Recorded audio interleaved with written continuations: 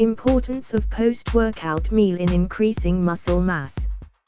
Your body is literally hungry for food after the workout. If you do not feed it, the body will not have the ability to repair itself, and as a result, growth will not take place. In the post-workout meal, you need to get about 45 to 50 grams of protein.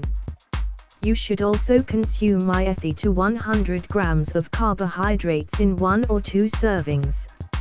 If you are a slow-growing person, consume this amount twice, while part of it is simple carbohydrates. The benefits of healthy fats for the body. Energy supply. Improving satiety effect and improving taste. Supply of essential fatty acids. Protection of internal organs. Carrier of fat-soluble vitamins.